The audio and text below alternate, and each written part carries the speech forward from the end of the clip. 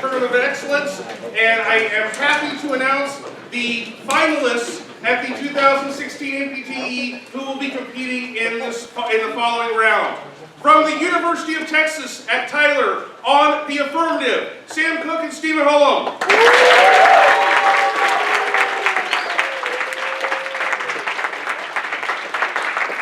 Washburn University on the negative, Ryan Kelly and Caitlin Bull.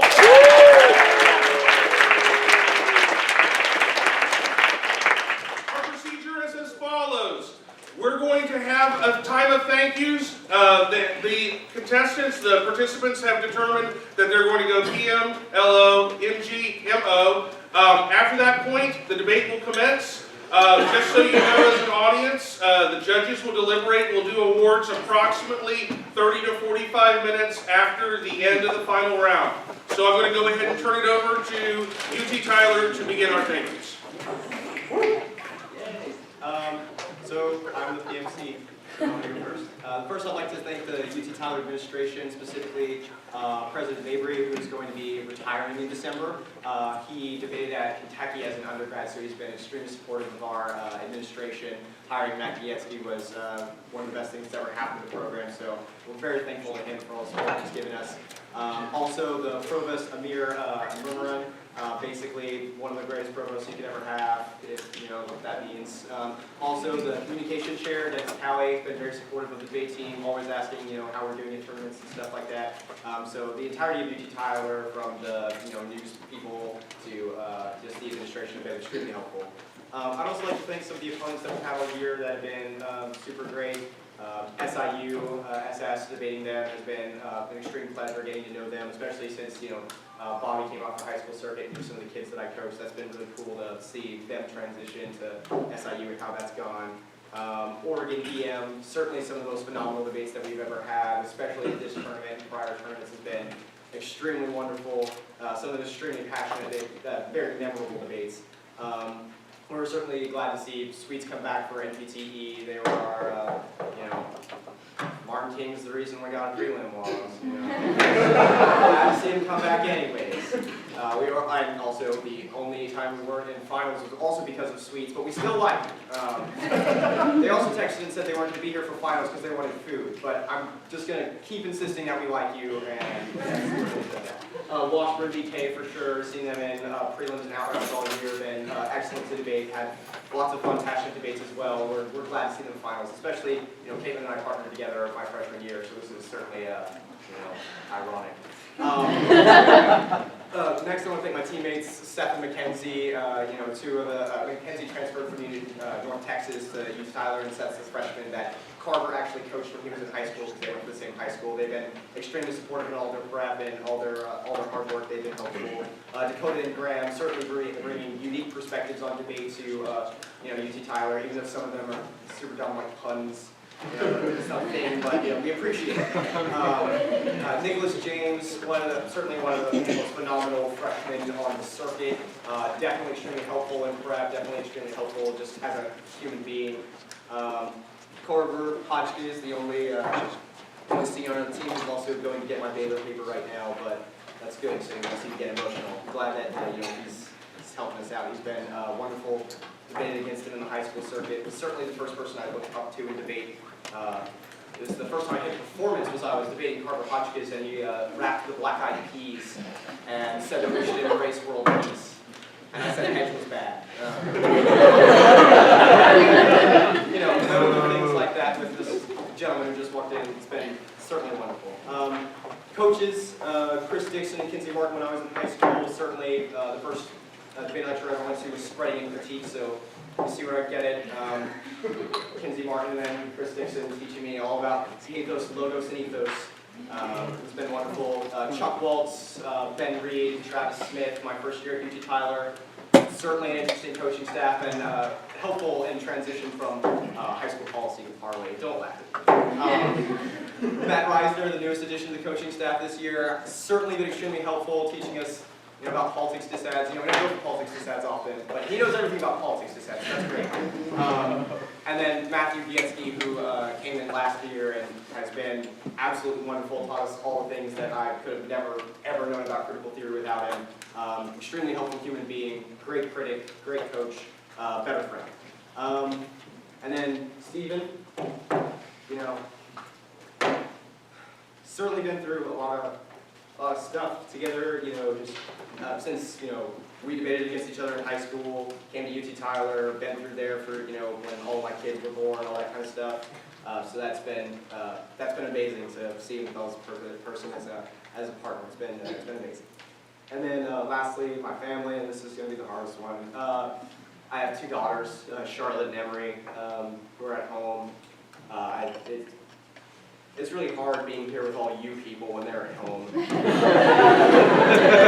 I miss them a lot when I'm here, but they are super supportive. I once told Emery to say Nietzsche, and she looked at me straight in the face and said, DNG. So y'all watch out. Super amazing kid, always babbling about crap I don't understand. It's amazing, and I miss her terribly. And then, my wife Caitlin, everybody who has a family that travels with debate, travels consistently, knows how hard this is, and it's perhaps even harder for those who have to stay at home and, oh, what'd you do this weekend? Oh, my husband went to California, and I stayed home and missed him, and he was gone doing whatever. It's extremely difficult, and I miss her every time we travel, and she has certainly been incredibly supportive, more supportive than I deserve, so I want to thank her for all of her help. We met the debate, so she, understands why I do it at the same time, Again, it's you people, so. Yeah, I guess that's it.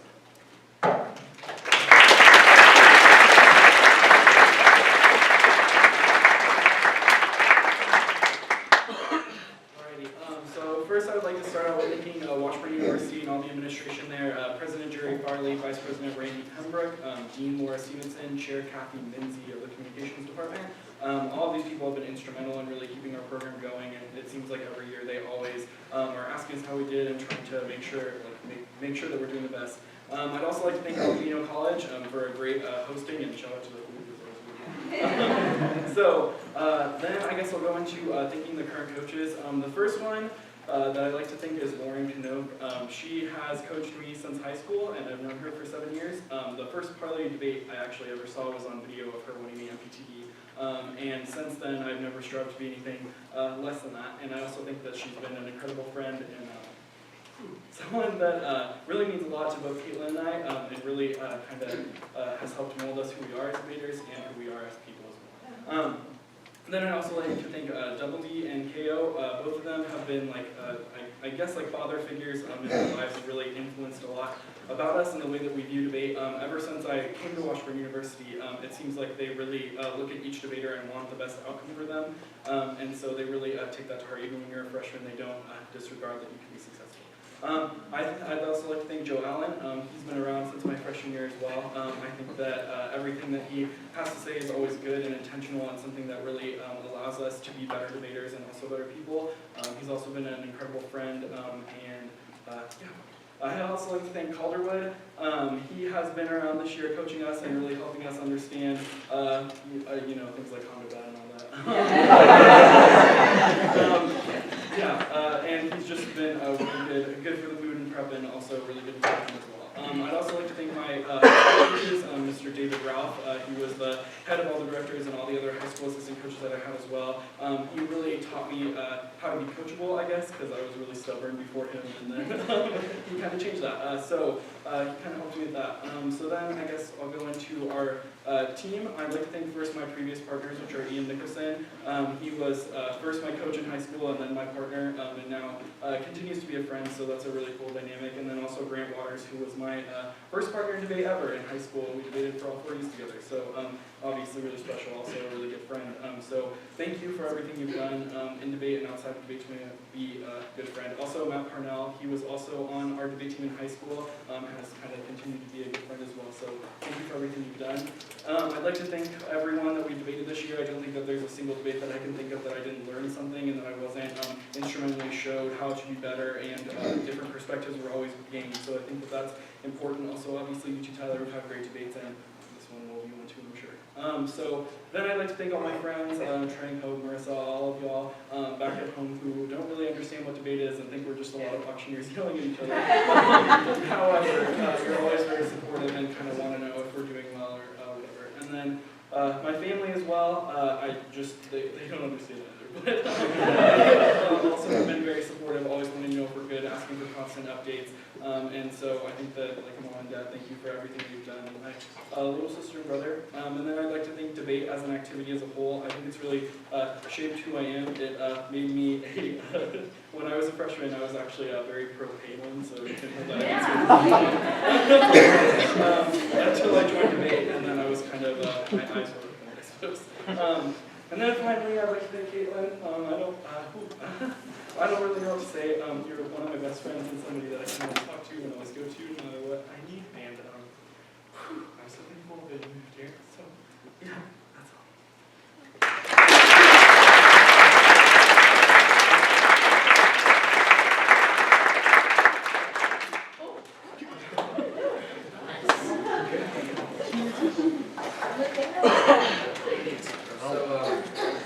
I'd first like to start by echoing Sam's thanking of the UT Tyler staff, as well as our president, President Mabry, who, like Samuel said, was a Kentucky debater, has been extremely supportive of the UT Tyler debate team, as well as our provost. But I'd also like to thank Carver's wife, Ariel, who I don't think a lot of people know, works in UT Tyler administration, and is instrumental in making sure that we're able to get where we need to get on time, make sure that we get our bags there, making sure that basically we're able to function when we arrive at debate tournaments. So thank you very much, Ariel, for all that you do for the UT Tyler debate team and all that you do for Carver.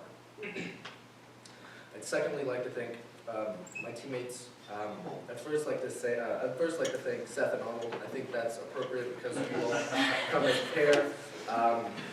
I know that this year's been a little difficult adjustment-wise for you, but I just want to tell you that I very much appreciate your perseverance and the hard work that you exhibit a lot of the times in working and striving to get better, and I think that that's something that we could all learn from. I'd also like to echo Sam's thanking of Dakota and Graham, particularly because Dakota and Graham haven't had a particularly easy path through debate given their non-traditional arguments, and I think that they've pushed through the adversity in a really valiant manner, and that Dakota particularly has just been an amazing person in terms of dealing with everything that goes on with the world and goes on with debate, and making debate a better place for the UT Tyler debate team, given that what a good person he is. Thirdly, I'd like to thank Nick James. I think that Nick on the debate team holds a special place in my heart because not only is he the hardest working freshman that we have, I think, but he has also been a very close friend to me this year especially, given something that is just a lot of personal stuff that I had to go through, and I would not have been able to go through and make it without Nick James if I didn't have him as a friend and a confidant. So thanks, Nick. I'd also like to thank Mackenzie because I think that too often we don't value the place of women within the debate community, and I want to say that Mackenzie has just revolutionized the way I think that UT Tyler looks at gender and other issues because of the perspective that she's brought to the debate team. I think that just the way in which you pursue everything that makes you passionate is exactly the way that everybody should be able to pursue things, and it's unfair that people don't get to do those things. And the way in which you do it is just beautiful. And then lastly, I'd like to thank Carver. I used to hate Carver. He beat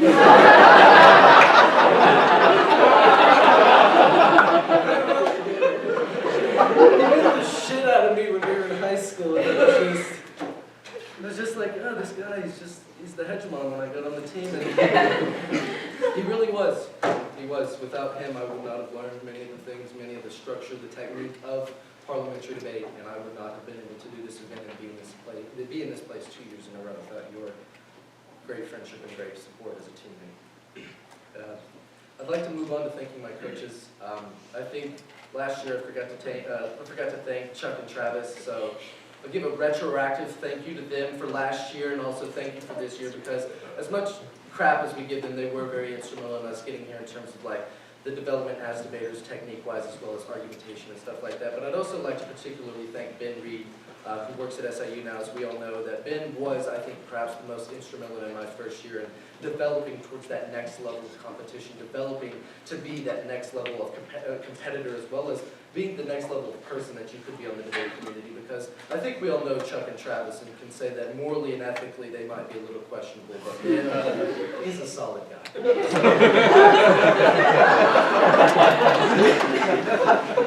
I'd also like to thank the current coaching staff, Matt Reisner.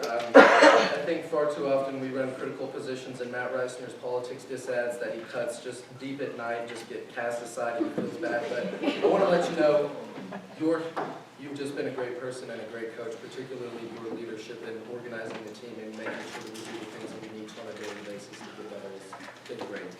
And then lastly, I'd like to thank Matt Gajewski for the coaching staff. That obviously none of this would have been possible without a doc like Matt Gajewski. He is perhaps the smartest man I've ever met, and the smartest person I've ever met, rather. And he's just been he's been a father figure, as Ryan said about KO and Double D. That I think that we all have our coaches. So. I'd also like to thank our opponents. I know Samuel said this, Oregon EM has been especially friendly towards us. We've had always fantastic debates when debating Sean and Allison. I really appreciate the great people that you all are. Not to say that everybody else isn't great, but those debates have been particularly developing for me as a person in terms of experiencing argumentation that I'm perhaps not familiar with. I'd also like to thank William Jewel H.J. for always being just fantastic competitors. They always just have great level of competition with us. I'd also like to thank SIUSS. I think Bobby and Ariel are just fantastic people, and I honestly would not have had as much fun this year on the debate circuit without, fraternizing with y'all and socializing and debating and stuff like that. And I'd also like to especially thank Washburn BK, because I know that sometimes, and honestly, it has gotten a little tense between us, but I wouldn't say that there would be another team that would have driven our competitive spirit this year more than you all. And that's important, I think, is that the love of competition between teams can be important to develop not only as competitors, but also as people. I'd like to thank Samuel before thanking my family. I've known Samuel through the birth of his two wonderful daughters, as well as he marrying his wife, and there's not another person that I could say that I perhaps know better besides my own family. We work a lot together, we have cried together, we yelled at each other, but at the end of the day, I know that if I had to depend on somebody in this debate community, it would be Samuel Cook. And lastly, I'd like to thank my family, because as Sam said and Ryan said, that it's far too often that our families don't get remembered. And first, I'd like to thank my siblings, Katie and Isaiah, who they just miss me a lot. And I know that that's sort of everything that we go through, but I just thank them for understanding that in their childhood that I can't be there to be the big brother that I want to be. I'd also like to thank my Nana and my grandmother for being fantastic women. I've never had grandfathers, and they've been particularly developmental for me in terms of understanding what it means to be a good person in this world, and understanding what it means to go for the things that you want, to be passionate about what makes you happy, to go for your goals. And then lastly, I'd like to thank my mother and father, because not only do they support me financially, but also emotionally and mentally and in every other capacity, that nothing that I do in this life would be possible without my parents, my mother, my father, and I thank them and thank my family. Thank you.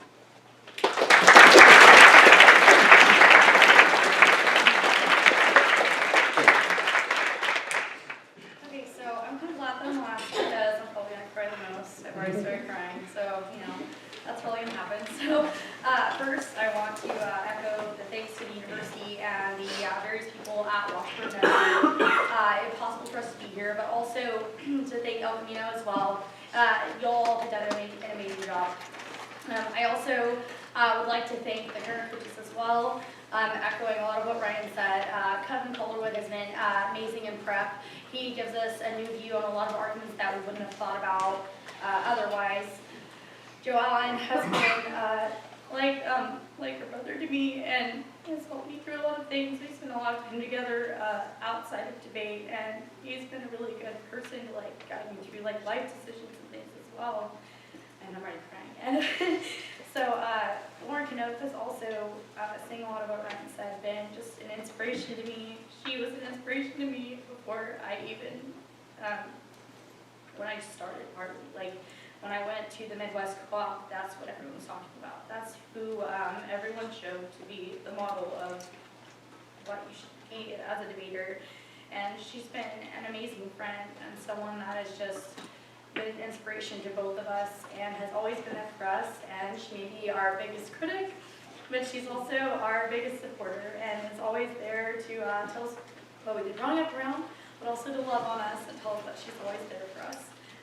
Double D and KO have been like fathers for me, especially considering I moved away from my family and it's been really difficult to be so far away. So I really appreciate that they're always there to let me talk to them about things that are bothering me and things that I'm happy about and everything like that. Also, our team as a whole, we have a large team, so it's hard to name off all 12 debaters.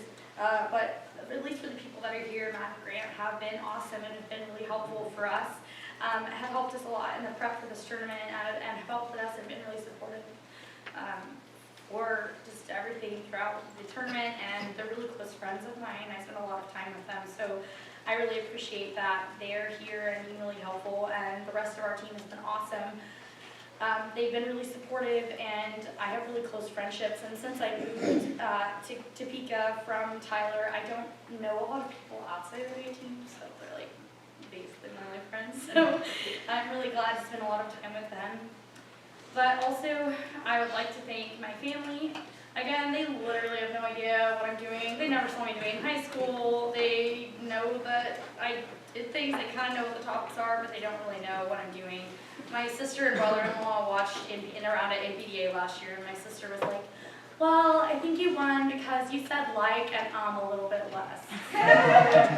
That shows you how my family, what they think that debate is. So they don't have much of an idea, but they've always been really supportive, and they've been really supportive from very far away. Even though I moved to Kansas from Texas, they've still always been there and always been very supportive of me and all of my life choices. But also I would like to thank all of the previous coaches that I've had. Echoing a lot of what they're saying, Ben Reed was really instrumental in my second year at UT Tyler. He was really helpful and really encouraging in a lot of things, and he still remains very supportive and very encouraging. Chuck Waltz, he was really stubborn, but he was the person that introduced me to Parley. Recruited me to UT Tyler along with various other East Texas debaters. Carver was my partner in high school, my senior year of high school, and he recruited us and Carver's wife Ariel. And so I have close ties to a lot of the people. It's kind of weird on the UT Tyler team. And also Travis Smith and Alex Warren. Alex wasn't there my second year, but he was there the first semester of my first year, so he helped me kind of get used to the activity. And Travis was always there, of course, you know, giving us shit about everything and, you know, being supportive in his own weird way. I'd also like to support, or to echo, or to talk about and thank my high school coaches. I had Carver's mom actually was my high school coach. Christy Hotchkiss was really supportive, and she helped me get into the activity and made me love debate and love everything concerning debate and how we get to learn about various topics and things like that, and along with other high school coaches that I had along the way. I would also like to thank my previous partners. I had several partners in high school, but Carver Hotchkiss was, actually we don't talk anymore, but he was a really important person to my development as a debater, and we won state together my senior year, and he like taught me what debate like was, and not what I was doing wasn't debate, but he tried to show me kind of what debate should have been. I had other high school partners that were also extremely important to me, but the list is so long, so retroactively thanks to them. I'd also like to thank previous partners I've had in Parley. At UT Tyler, I partnered with Alex Warren's now wife, Addison Warren. She was a best friend of mine. She was my roommate. She was really encouraging to me and really supportive. And ironically, Sam right here was my partner in high school, and I coached him when he was a senior in high school, so our history goes way back. I'm very happy to see Sam succeeding, and I hope that we have a great debate in this round, but Sam was also instrumental in my introduction to critical debate and helping me be more understanding of critical literature, etc. But also, just the previous UT Tyler team in general was very helpful to me to learning who I am and to learning who I am as a debater. And I transferred for a variety of reasons, but I will never forget what they did and how they contributed to my development. And I'd also like to thank Ryan, of course, my current partner. He is literally one of the hardest workers that I have ever seen when it comes to debate, to life, to anything. He's literally like one of the best students that I know, while also still spending tons of time on debate. He is a great support staff, and he's just Faye. He is literally everything that I could ever want in a debate partner and in a friend. I would also like to thank my boyfriend, Will Starks. He can't be here right now, but he'll be at NPTE, and I know that he's back at home supporting me, and also my friends on the debate team, and friends that I have that are not on the debate team as well. Okay. I also want to thank Texas for making me who I am, but I would like to thank transferring to Kansas for showing me how the rest of the world is. I would also like to thank my cat, TK, it stands for Tiny Kitten. She's great. She's always supportive. If I'm upset about something, she's always there to listen, even if she's not listening, whatever, but she's cuddly and warm and enjoyable.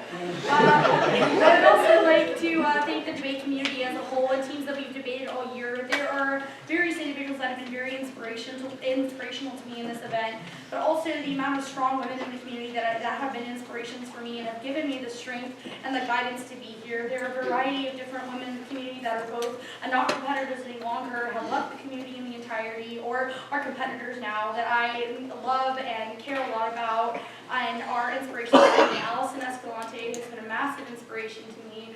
Ariel has also been someone that I've always really looked up to, and have the amount of love and care that she gives, even if we're debating her, is awesome. And Caitlin Johnson from William Jewell is she's the other Caitlin. I mean, I love her. I love her so much, and debating them gets really intense a lot of the time, but I always know that she's always going to be my friend later, and it doesn't matter how rough it gets in round, that there's always love and support. That's true with every round that we have, that'll be true with this round, and all others in the future. So I just hope that we can have a great and enjoyable debate and continue to reflect what the community thinks of all four of us.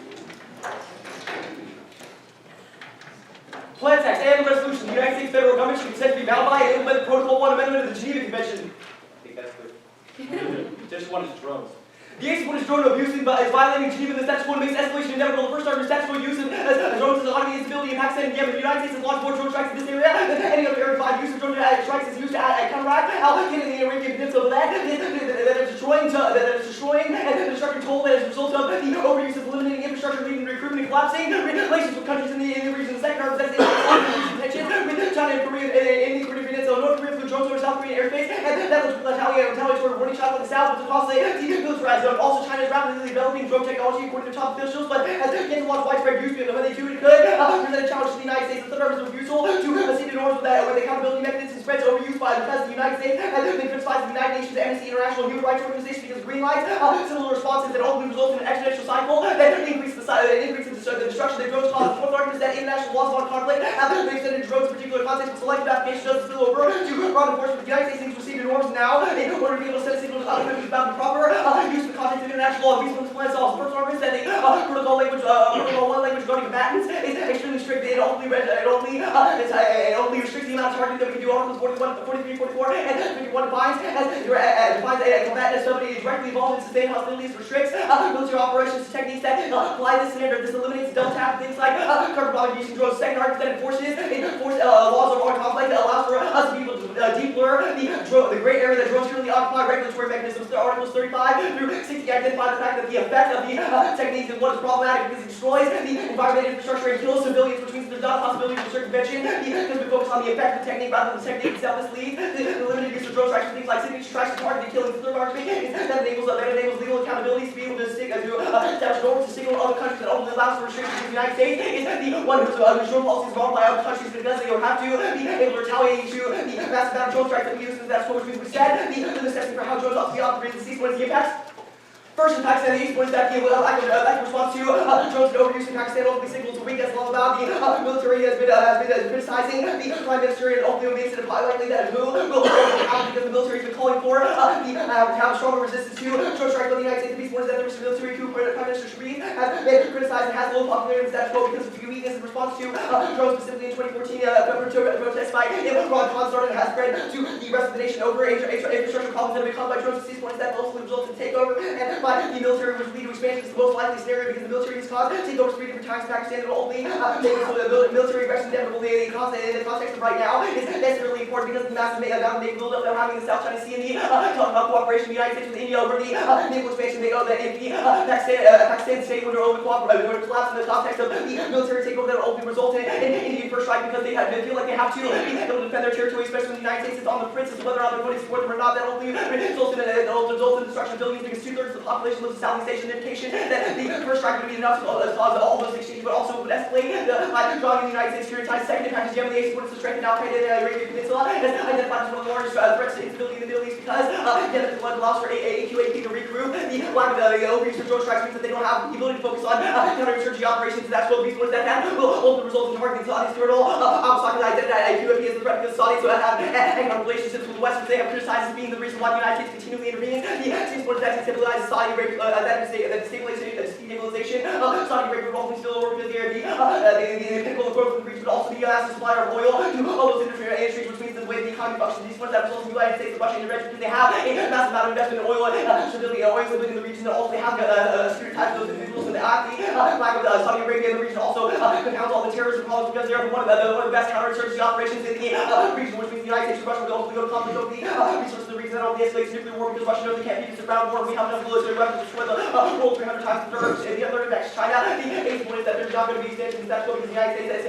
there will be extensions in status quo. The Chinese will be able to use deploy their drone technology because to try to resolve territory disputes in South China Sea because that is the way that they get tech advancement over Japan, but that ultimately is a result of the United States being overusing drones elsewhere because they get to criticize and use that as cover for their operations. These ones that will ultimately escalate the continuing impedance as well. Because North Korea would take that as a signal to China that they are embracing their military aggression, which means that their other military operations and criticism ceases. That needs to solidify this North Korea being that China will back them up and cease one that ultimately results in North Korea and South Korea conflict in China, Taiwan, Japan conflict as well because if there is a territorial dispute that is ultimately results in drones, the United States will be triggered ties with China, Taiwan, that ultimately results in nuclear war. And because China can't use the ground war either, their technology has expanded to be able to counteract things like the United States naval capacity, but A2ADs make a hard conflict, which means the United States would be likely to retaliate as well as nuclear strike because it would be able to become the next potential.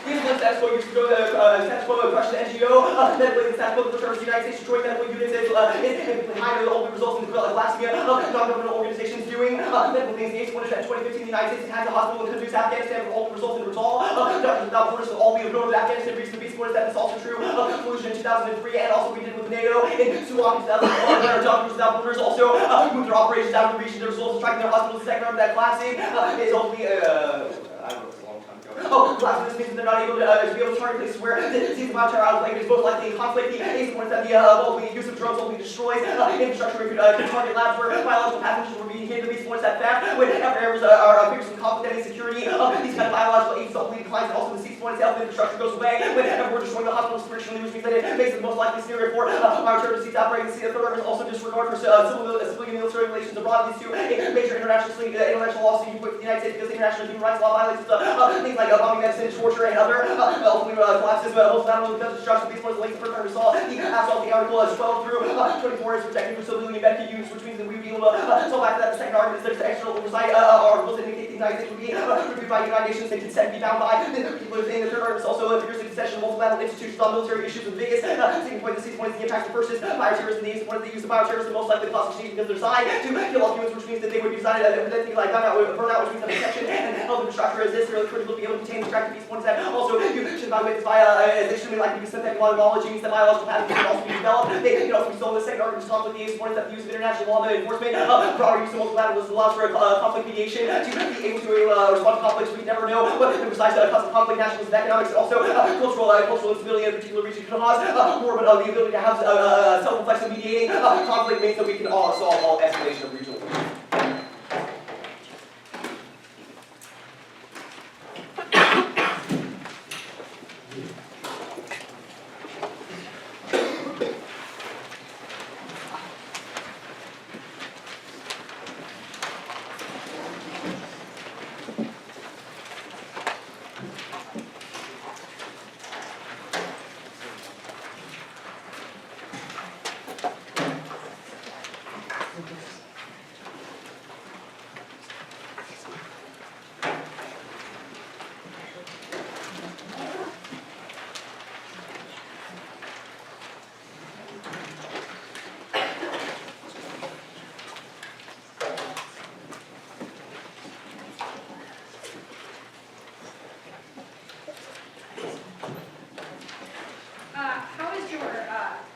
What is the implement part of your plan? What part of your plan is implementation of the protocol amendment? Well, the part of the plan text that says implement is what we would say. Yeah, thank you. I mean, what actual part, where in your salt do you discuss the implementation of? That's all the stuff about how we would forcibly restrict drones and how we would forcibly restrict the military from attacking civilian medical units because we can't do that according to the treaty, which means that we really can't. Okay, what is the enforcement for the treaty? What is punishment if the United States violates? External oversight, sanctions, rejection, things like the Security Council are all possible if the United States Yeah, violates. so is it just the same as the enforcement for the currently existing Geneva Convention?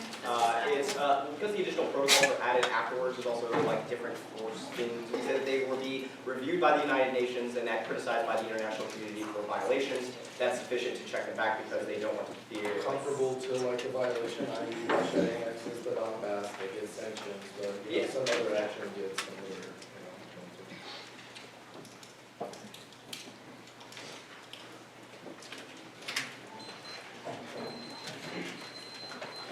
Okay, the order will be 2 off, and then the PMC and Yeah. Do you, we have a long list. We're just going to show you straight down. One sheet. Good call.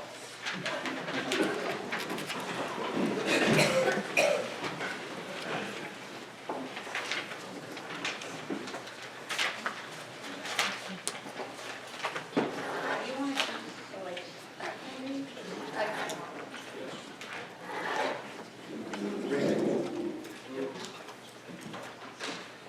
First off is implementation theory. Subpoint A is the interpretation. When the resolution says implement, you must specify the laws that are passed in the United States to implement the affirmative. Again, when the resolution says implement, you must specify the laws that are passed in the United States to implement the affirmative. B is violation that they do not specify what laws will be acted or ultimately passed to be able to have the United States do this as the standard one is the ground. The affirmative must specify in the PMC because this is the big ground for the negative, which means they don't specify in the PMC. And just saying that though its normal means justifies the MG specification in the form of the MG add-ons, which indicates they would always internally turn off. It's the second argument. The MG is critical because there's no backside but rebels and PMR.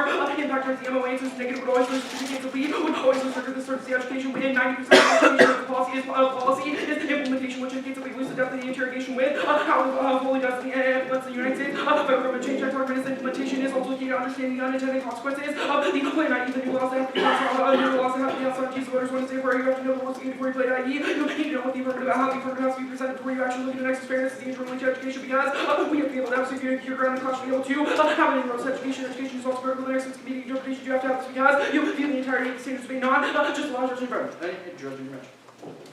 Next. Observation 1 is the framework, sub 1 is the rule about. Vote for the team who best problematizes the rhetoric of victimhood. Again, vote for the team who best problematizes the rhetoric of victimhood.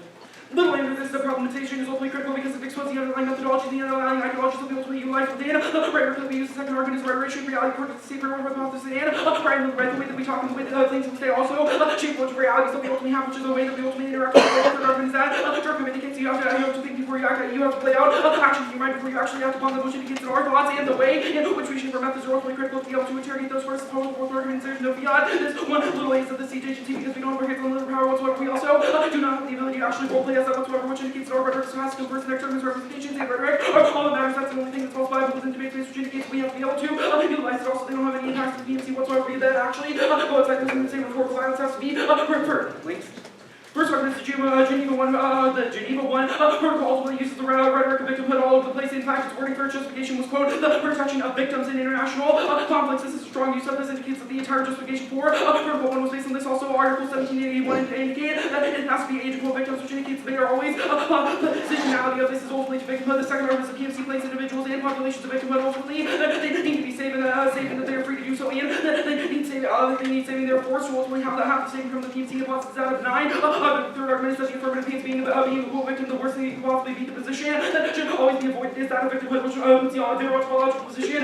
Suspect next to the impacts of first argument is that it locks them into the ontological subject position of always being dominated. The victimhood rhetoric ultimately locks them into the subject position of always being dominated, doesn't give power to the individual, or doesn't allow them to attain power after the second argument that forces them to relive their trauma without being empowered. A key law of Harvard indicates that Harvard law indicates the quote victim is seen as passively acceptance of the circumstances and a casualty, which indicates it robs the individuals of their agency and ability to escape the trauma. The fourth argument is this robs empowerment of Gila indicates that this diminishes the inner strength and forces individuals to be powerless in the fact that our rhetoric shapes our reality of how we always do them. Also, this is 100% of the case because the individuals that they're trying to quote save as victims will ultimately be always taken out. The next argument is the alternative.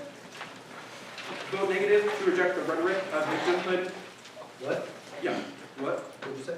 Vote negative to reject the rhetoric of victimhood inherent in the Geneva Convention Protocol 1 in favor of the rhetoric of survivor. Again, vote negative to reject the rhetoric of victimhood inherent in Geneva Convention Protocol 1 in favor of survivor. And if you want to copy, we'll give you that. Work. Next is policy for argument is Karen Delaney, sociologist, indicates that Harvard women were able to change rhetoric and things like textbook that said all men and things like this, they were able to make those institutional changes that led to the way the reality was ultimately shaped, which indicates that this type of advocacy is ultimately ability, and that's our example of how we're going to be able to solve the next argument, changing the rhetorical situation always leads to this realization. A key look from Harvard law indicates that the describer displacing individuals' resistance and ability to be able to take on the ingenuity and of their resources indicates their subject position always change the point in the rhetoric that we use next argument is no permutation. One is the rhetoric is binding you, utilize this rhetoric, and you cannot create a new reality that you do also. This would be problematic separate because it would indicate that they can say whatever they want to say and then just later they're like, oh, we didn't say that, or we're apologetic, which indicates that we've never had an argument debate. Yeah. First argument is status quo is resolving 100% of the civil one is that the United States has new commitments to diplomacy. First already, the United States began the year of peace theory stated, quote, the myth of the United States using things like drone attacks and military for sure ultimately ended in favor things like diplomacy. The second argument is the UN response is ultimately being successful over 69 peacekeeping missions in the last 6 years. Ultimately shows 40% decrease in violence predicated since the 1990s indicates that is ultimately what happening in South Korea to be able to resolve these issues. The next argument is you say that an increased tension with North Korea and China and South Korea. We indicate her use of drones will ultimately go up by use by China would ultimately go up like things like the economic institution, whatever the United States makes, laws for things like that. China undercuts it by doing things like currency manipulation, drone technology. They have technology, which means they would not necessarily still use it in more pervasive ways against the United States, which indicates that you lead to more drone uses in those areas, show Chinese dominance within the international field, leads to 100% of your impacts becoming inevitable. The next return, they would put ground troops in instead, ground troops in instead. The reason why they ultimately focus on the drones is that's to be able to avoid things like ground troops, but they would see the necessary to securitize the region, which would indicate they have ground troops throughout multiple reasons. One, it puts a face to the individual, but also allows more violence to happen because they see that they are being policed, which indicates that it's more rally point, which internally linked to 100% of the arguments that you make. Things like recruitment, we would also see the airstrikes would also be worse for things like infrastructure because that are larger and less targeted, which indicates that that type of flight will ultimately lead to the next one is no solvency one is that unlawful combatants, things like the Geneva Protocol of the United States has always reclassified things, like we reclassified them as unlawful combatants. A third category to great things like Gitmo, we would just do the same thing under the PMC to justify further use. There's no reason as to why that implementation would actually work. The next argument is that you say that they would ultimately model for the rest of this. No, the United States set the precedent for drones, but just because you take it away does not mean they take away their technology. They already have it, which necessitates that they would still use the next argument is all Paxi verse. We would indicate that this becomes established as a function of ground truth out. The cooperation on drones and status quo is going to be a good thing. Also, our technology is increasing to the point where we can be more specific with the attacks that we do, which indicates that we'll be able to have this next army. There's no break to this army. You literally say it's happened 3 times in the past. No, very important. Hopefully, have it also going to indicate that there is also no break to this army. And it gets worse with ground troops because it indicates that's something that they necessarily don't want whatsoever, which indicates they're not going to be able to resolve the next army turn. This is ultimately bad for individual child soldiers. Article 77 indicates that now child soldiers are classified as voluntary if they are over the age if they are 15 and over 8 who help they are. Here's that under Protocol 1, it would mean that 70% of the children soldiers in tier they don't ultimately considered voluntary. Under Protocol 1, Seymour indicates that this type of voluntary rhetoric is bad because there's no such thing as voluntary. It leads to psychological trauma and indicates that they are justified. These warlords are ultimately justified in employing these children. The next term is no solvency. First is that there's no enforcement of the ban whatsoever. Globalization news indicates that international system has no authoritative war approach to be able to do this. Also, we would indicate on Yemen. First, there's more conflict in the Middle East that happens fastest because Israel would necessarily be mad at Article 151 but 54, which indicates that we wouldn't be able to utilize them and call them out for what they're doing in Palestine, things like this. This necessitates that they decrease. Also, we would say that there's no ability for this would also hurt our relations in Asia, which indicates for Japan and our allies there, which is the only likely scenario because of the fact that we wouldn't be able to use our nuclear umbrella anymore. Also, medicine, this is necessarily a double disadvantage. This does not make sense because it indicates that if we destroy these buildings and things, then somebody's going to get it. That doesn't make sense because it would be destroyed, which indicates these type of drone tricks would definitely not. We would also indicate the instability of the cause of this by severing our representations with our allies such as Israel and Japan would ultimately necessitate this type of destruction. Also, we would say the ground shooting work is worse because they lead to policing. Also, air tricks are worse because of the fact that they destroyed even more, which indicates you would never be able to resolve your impact. Okay, so a couple of arguments just because they were extremely unclear. You say that this ground troops argument? The argument is that we would use ground troops instead of, if we don't have access to drones, we would use either ground troops and airstrikes or both. Okay, but in our advantage solvency, we say that the effect of the technique was criticized by the Geneva Convention, so why wouldn't we have also solved it? Don't worry about it.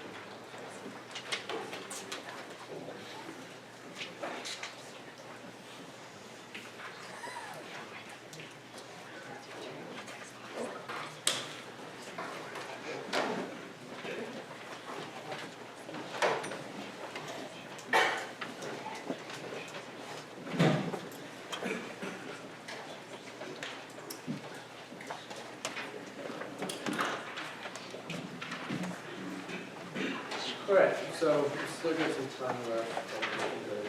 So it's going to be implementation theory on top, followed by the app in order that it was read, drones, followed by drones with all those modules, followed by the medicine advantage. So in implementation theory, app straight in order, then the criticism in order, then the alt, framework, then the alt, then the links, and impact. Well, it's straight down to what you told me to, so can you sign those? Yeah, absolutely.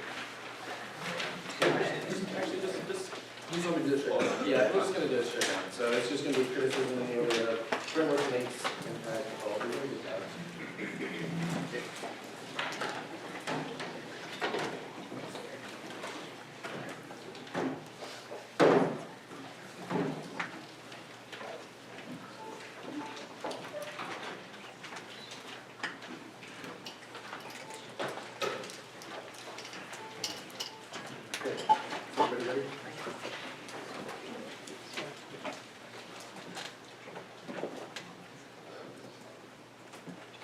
First up on implementation, we're going to be your interpretation because our solvency specifically says the articles that we're going to pass, which means we're going to be your interpretation. That's ultimately going to be good, but additionally your interpretation is going to be bad because it would allow for extra topicality, because the affirmative would have to be able to pass extra laws, which we would be able to implement, which means that we would have other laws on top of the Geneva Convention, which would mean that we would be able to generate all the offense and unlimit the affirmative, which means that the counter-interpretation is going to be better. The counter-interpretation that the affirmative can only specify the resolution, the affirmative can only specify the resolution. We need the counter-interpretation because obviously we only specify the resolution. This is good for a couple of reasons. First off, it's going to be able to solve all your problems because it is the epicenter of predictability, i.e. if we didn't defend the resolution, we wouldn't be able to predict anything, and that would massively explode the limits of the topic. But additionally, this is going to be counter standards first, is going to be that the predictability, this is the most predictable because the resolution is the epicenter of predictable limits, but additionally it also gives you the most predictable ground because the resolution is what it's intended to be, but additionally the next is going to be ground that you get the most ground in the world where we are necessarily the resolution. If we were to do your interpretation, then we would move all over the ground because we would be able to specify around your disadvantages and your criticism, but additionally the next is going to be the counter standard of limits. We massively underlimit the topic with our interpretation, which is an indication that it's going to be preferable, but additionally the voters, it's not going to be, there's no education law, so it's not articulated, but additionally they don't necessarily say that it's off which means it's not a gateway issue. Yeah. We're better for education because they shift the focus to domestic law, international law. Yeah, we're better for education because they shift the focus to domestic law. This is better than international law on the case. You said that's close to diplomacy, but this is not indicative of the way in which it's drawn overuse is collapsing the United States credibility. All of these arguments are conceded. You can extend across the massive amount of drawn overuse in the Arabian Peninsula, as well as in China South, as well as in the South China Sea, is what is collapsing the United States credibility, specifically due to the fact that we are bombing infrastructure. That is what is leading to anti-American sentiment, which is what is leading to an increase in terrorist recruitment. This is the story on the Pakistan dissent, on the Pakistan advantage, that you've co-conceded argumentation that the reason why it wouldn't have happened in the past is because Pakistan wouldn't have had nuclear weapons, and also because the United States did not have fucking drones 20 years ago, and indication that we would be able to solve it, an indication that this is unique. You specifically say, peace talks that resulted in less violence, but you've not articulated this in conjunction with the affirmative story argumentation is that drone violence is uniquely increasing. You've conceded the arguments which should indicate that a violent takeover is ultimately going to happen. I'll get to that later. The next argument, you say that the drone overuse by China is ultimately going to go out. Currency manipulation proves this. This is not an argument for your articulation. Argumentation is that this is a unique form of international law whereby China overuse has specifically been cited because of the United States drone overuse. They've said this in international institutions, which is an indication that this is a direct internal link to be able to solve after this, which means we solve for China. The next argument, you say ground troops. There's no articulation of why we would necessarily deploy ground troops. We would specify that we would be able to deploy there's not going to be any articulation of ground use. We're going to go for the airstrikes argument. Airstrikes are ultimately going to be better because the precision munition argumentation is that drone policy is particularly damning because it has a double tap method. This argument is cold conceded. The double tap is what is particularly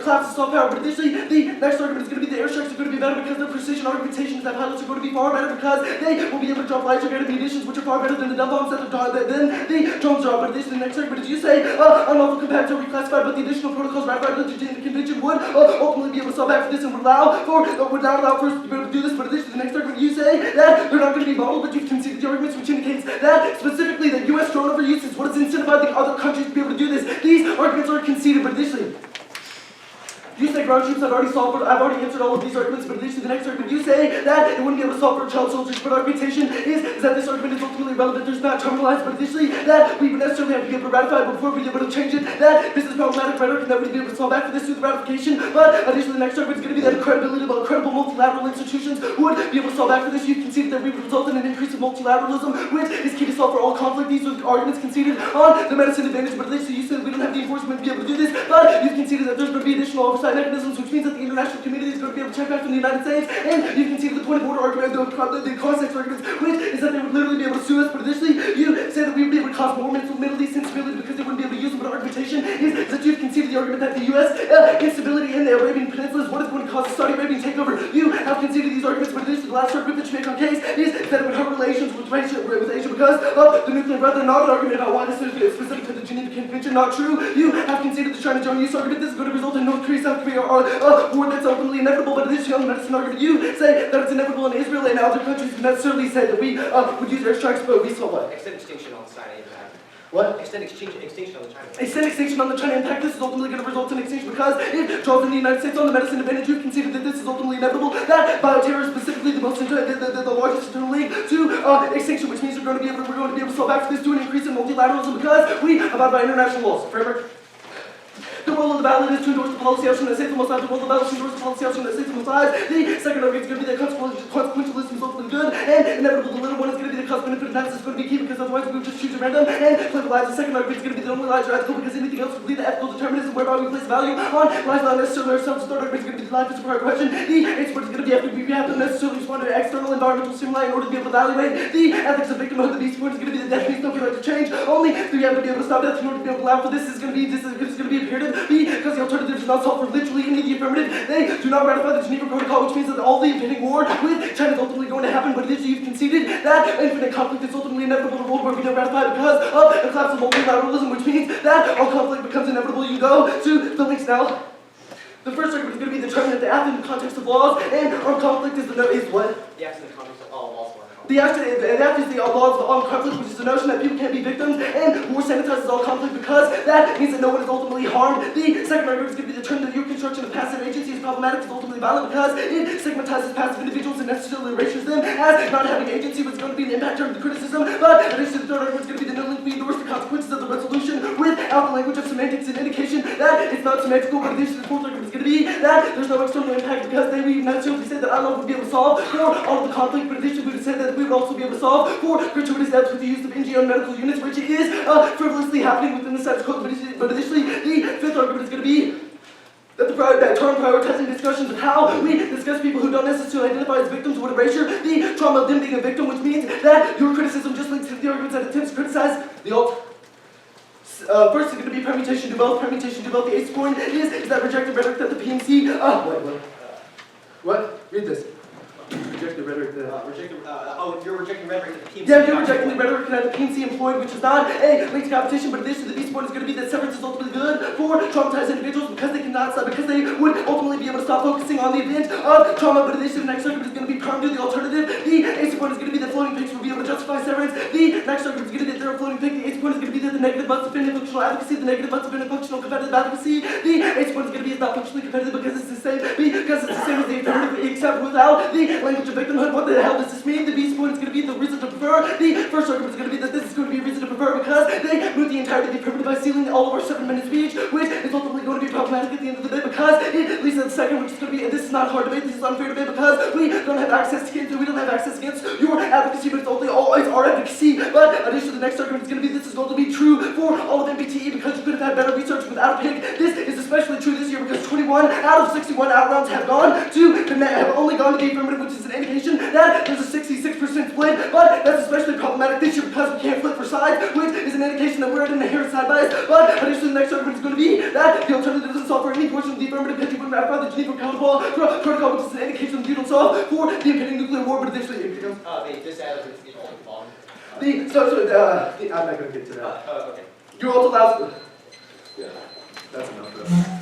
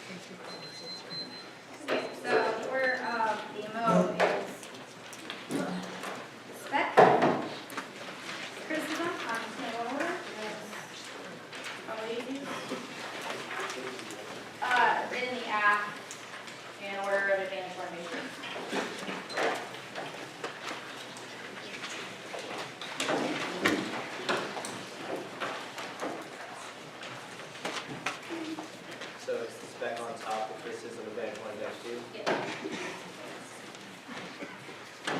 So done, right? Y'all ready? Yep. On specification argument considered across the community, there's no offense on favor of this before. However, we will use this as reasons. That's why they don't insult their affirmative, because they don't actually pass the rules of law. Your criticism on the framework. The first rule, they say the rules about is who saves the most lives. First is that this does not resolve our rules about. Our rules about will be able to meet this anyways, because we can deny that our criticism will be able to save more lives. It's the fact that you don't force people to relive the trauma specifically result from death. You've also seen the argument that we would that this would turn case because you would never be able to say the people that you were talking about because you refer to them in a bad light. You don't ever look at them as survivors. We would be able to meet your rules about, but you don't meet our rules about because you don't look at the rhetoric of the victim initially. And actually, we say the consequential is critical. That's fine. This is a rhetoric critique. We're not saying that you shouldn't look at consequences that with that rhetoric. It's a better question. This is the number 3 argument that you've conceded, which means that you should look at all. You should look at rhetoric first because rhetoric has consequences. Rhetoric shapes reality, which means rhetoric may be used just like